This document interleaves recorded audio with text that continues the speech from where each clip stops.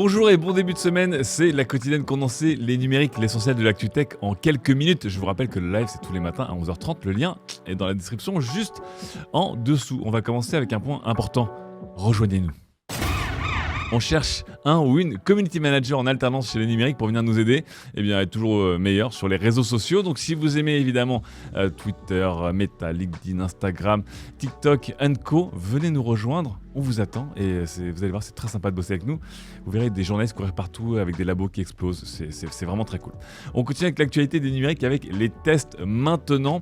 Et côté test, on en a quelques-uns de plutôt sympathiques. On commence avec le nouveau vidéoprojecteur de CXJimmy qui propose notamment un système de correction d'image avec la détection d'obstacles et la correction trapézoïdale assez bluffante parce qu'elle est automatique et très très performante selon Tanguy, notre chef de service écran. Et vous voyez que on peut faire des choses assez belles avec un vidéoprojecteur placé un peu n'importe comment. Nous avons également testé un système de mesh Wi-Fi 6, nous avons testé un sèche-linge, un sac à dos dédié à la photo et à la vidéo, le dernier iMac sorti il y a quelques semaines maintenant, le nouveau LG Gram 16, un ordinateur extrêmement léger mais avec un écran, vous allez voir, peut-être pas à la hauteur.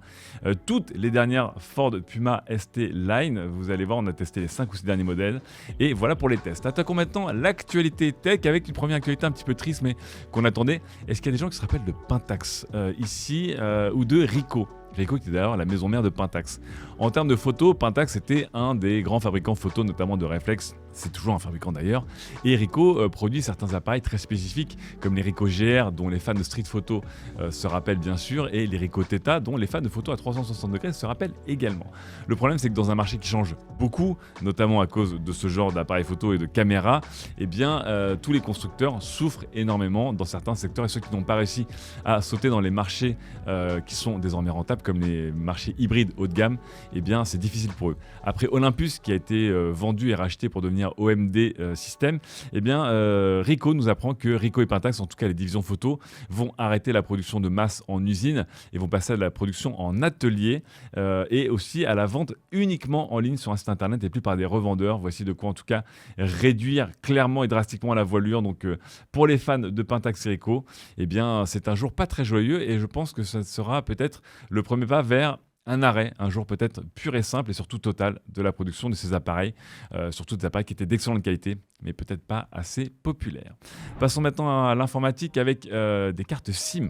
Après les cartes SIM, les mini-SIM, les micro-SIM, les nano-SIM, et vous savez les cartes eSIM qui sont des sortes de des petits chipsets électroniques, on va essayer de gagner encore plus de place et de faire disparaître toujours plus les cartes SIM avec l'eSIM. Ce coup-ci, qu'est-ce que c'est ? C'est une version qui va être littéralement intégrée dans le SoC, et ce qui semble pas bête, vu qu'une carte SIM est quand même un chipset extrêmement simple et primaire. Pourquoi ne pas le faire intégrer et fondre directement dans le SoC des fabricants ? Certains, comme Qualcomm, ont montré en tout cas des prototypes qui permettraient de regagner de la place et d'éviter encore un nouveau tiroir, et surtout d'avoir une carte qui est reprogrammable, plus flexible lorsque vous changez d'opérateur. À voir si ça arrivera dans les prochaines versions des smartphones dans quelques années pour la eSIM, l'Integrated SIM, là où la eSIM, avec un E, n'avait pas trop réussi à percer, était un peu présente dans certains téléphones en cas de seconde carte ou de petit appareil comme des montres connectées. On reste dans les smartphones. Est-ce que les Galaxy S22 de Samsung intégreront des eSIM ou des eSIM ? Réponse dans quelques jours, puisque le géant coréen a officialisé son événement Unpacked. Vous savez qu'Unpacked, ce sont les événements majeurs de Samsung pour présenter des objets, donc des ordinateurs portables, des tablettes, des téléphones. Et ici, nous aurons un Unpacked 2022 qui a été teasé par Samsung, avec, vous le voyez, deux form factors. On imagine bien que celui-ci serait le S22, ici le S22 Ultra plus carré, puisque ce dernier est clairement soupçonné d'être le nouveau Galaxy Note, avec, vous le voyez, un design plus carré et surtout le retour du stylet intégré dans le téléphone que beaucoup de gens attendent. En tout cas, Rotemoon, le président de Samsung, l'a clairement teasé. Rendez-vous, alors pour nous, ce sera plutôt début février. On verra, c'est peut-être une des dernières choses qu'il reste à savoir. Laure vous a fait aussi un petit papier pour faire un résumé de toutes les rumeurs dessus. Et puis nos collègues de CNET ont cité un tweetos assez connu dans les rumeurs qui parlerait des prix notamment en Europe. Et vous voyez des prix très très légèrement en baisse puisqu'on descendrait de globalement €10 par rapport à la génération S21. C'est plutôt une bonne nouvelle en tout cas que les prix n'augmente pas. On va quitter maintenant les smartphones, on va passer au futur, enfin le futur un peu plus loin que les annonces de Samsung en février. C'est celui de Google avec des fuites autour d'un projet Iris qui serait un peu le successeur, l'héritier de ces fameuses Google Glass qui ont tant fait parler et qui ont tant été aussi moquées. 300 ingénieurs Google travailleraient sur ces lunettes qui ressembleraient plus à un casque de réalité virtuelle ou à des grosses lunettes de snowboard qu'à des simples petites lunettes. D'autres pensent que ça prendrait le form factor de lunettes un peu de soleil de type lunettes de soleil de sport un peu Oakley, mais ce sont des lunettes qui ne s'appuieraient pas ce coup-ci sur la puissance de votre smartphone pour fonctionner, mais s'appuieraient sur la puissance du cloud, là où Google est très fort. Donc vous imaginez des lunettes avec une bonne connexion, des petits processeurs pour l'affichage, mais la puissance de calcul, elle, déportée dans les data centers de Google. Le tout, j'imagine, avec de la 5G et du Wi-Fi 6 ou 7 pour avoir des temps de latence extrêmement faibles. On a hâte de voir cela. Est-ce qu'on pourra voter pour le meilleur candidat ou la meilleure candidate de l'élection présidentielle 2027 dans ces lunettes? Je ne sais pas. Mais en attendant, Elise, la fameuse application dont je vous ai parlé, qui a été à la fois très populaire et très polémique, a la semaine dernière décidé de venir prendre la parole pour essayer de calmer un peu les craintes qu'il y avait notamment sur le traitement des données personnelles et sur la sécurité de l'application. Je vous rappelle qu'Elise est une sorte de Tinder qui vous permet de swiper à gauche ou à droite des propositions pour à la fin de voir quel candidat ou candidate est le plus compatible avec vous. Les deux auteurs d'Elise donc sont venus dans l'émission de ce cher Hugo Décrypte pour expliquer que Elise supprime toutes les données de l'application et qu'Elise devient open source, c'est plutôt clair, et ça permettra à pas mal de développeurs et développeuses de venir tâter un peu le code d'Elise et voir si tout va bien et s'il y a encore notamment d'autres failles de sécurité. On enchaîne avec Amazon et Amazon a décidé de vous habiller. Oui, tout simplement. C'est une rumeur qui court depuis quelques temps qui est en train de s'officialiser. Amazon ouvre des magasins de vêtements physiques, mais à la même manière que son supermarché 100% autonome qui scanne un peu ce que vous êtes en train de mettre dans votre panier et vous permet de ressortir sans vous payer, ici vous ne pourrez pas ressortir avec des vêtements sur vous. Mais lorsque vous irez dans des cabines d'essayage, il y aura une sorte de miroir de caméra Amazon qui vous permettra de vous proposer des styles suivant vos envies, selon aussi votre corpulence, etc. Habillé par Jeff Bezos, enfin, même s'il n'est plus CEO d'Amazon. Je ne sais pas si c'est la meilleure idée, mais je connais des gens qui détestent s'habiller, qui n'ont pas envie de choisir des vêtements. Et au moins, si quelqu'un choisit pour eux de manière automatique, pourquoi pas? On a hâte de voir les résultats et on a évidemment hâte d'envoyer Romain Chaland en total reportage là-dedans pour voir comment il ressortira. On enchaîne avec un autre géant et ce coup-ci c'est Twitter. Et justement, on va terminer sur le sujet qu'on préfère tous, évidemment, la blockchain et les NFT. Et Twitter qui a annoncé, un peu comme tous les géants, s'intéresser clairement à la NFT. Et Twitter vient de lancer un système qui vous permet de pouvoir mettre et d'afficher en photo de profil un de vos NFT, un des NFT que vous possédez. Et ça va vous permettre de montrer, vous qui avez payé tant d'argent pour avoir un JPEG ou un GIF, de le montrer.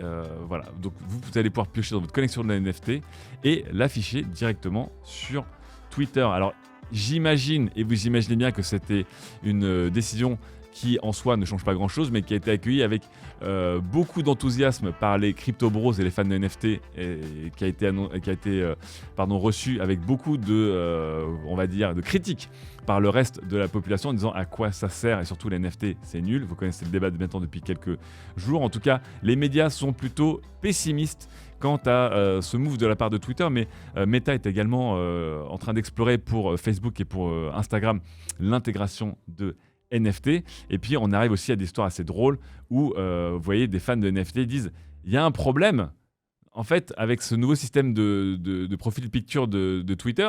En fait il y a n'importe qui peut venir prendre votre JPEG et le minter, c'est-à-dire lui mettre un NFT dessus dans une autre galerie et le mettre dans sa propre collection et en fait du coup avoir le même JPEG que vous en termes de profil picture, voilà. Et puis évidemment cette personne est largement moquée par certaines autres personnes qui ont un avis sur les NFT et qui vous expliquent qu'évidemment un NFT vous permet de prendre n'importe quel JPEG et d'en faire un NFT et de vous dire que c'est votre NFT à vous.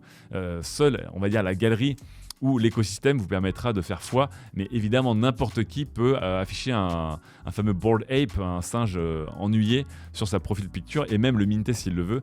Bref, on n'est pas encore sorti des ronces avec ces histoires de NFT en termes d'image et vous allez voir, c'est pas non plus gagné là-dessus puisque on apprend, j'ai appris via France 3 ce week-end, qu'un chirurgien des hôpitaux de Paris avait mis en vente un NFT d'une radio d'une blessure d'une survivante des attentats du Bataclan. Et oui, c'est un camoulox, mais non, c'est une vraie news, puisqu'on a découvert sur plusieurs galeries de vente de NFT cette radio d'une blessure qui a été subie lors des attentats du Bataclan, mis en vente par un chirurgien. Ce dernier a tenté de se justifier en expliquant qu'il voulait déjà explorer les possibilités du Web3 et essayer de donner de l'intérêt aux gens sur ce qui s'était passé au Bataclan, mais aussi sur les possibilités des NFT. Ok, autant vous dire que ça s'annonce très mal pour ce chirurgien qui a tenté surtout de se faire quelques éthers.